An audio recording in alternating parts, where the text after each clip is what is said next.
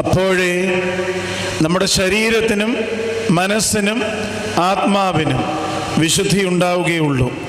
ഒരടക്കമുണ്ടാകണം, ഒരു ഡിസിപ്ലിൻ ഉണ്ടാകണം.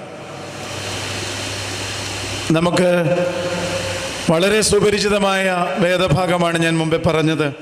1 കൊരിന്ത്യർ 3-ാം അധ്യായത്തിൻ്റെ 16-17 വാക്യങ്ങളിൽ പരിശുദ്ധനായ പൗലോസ്ലീഹ പറയുന്നത്, നിങ്ങൾ ദൈവത്തിൻ്റെ മന്ദിരം എന്നും ദൈവത്തിൻ്റെ ആത്മാവ് നിങ്ങളുടെ ഉള്ളിൽ വസിക്കുന്നു എന്നും അറിയുന്നില്ലയോ?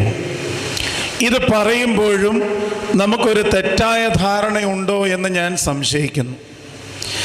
ദൈവത്തിൻ്റെ മന്ദിരത്തിൽ, നമ്മുടെ ഭവനങ്ങളിലൊക്കെ വളർത്തുമൃഗങ്ങളും പക്ഷികളുമൊക്കെ കൂട്ടിൽ അടയ്ക്കപ്പെട്ട് കിടക്കുന്നത് പോലെ എൻ്റെ ശരീരമാകുന്ന മന്ദിരത്തിൽ ബന്ധനസ്ഥനായി കിടക്കുന്ന ഒരാത്മാവ്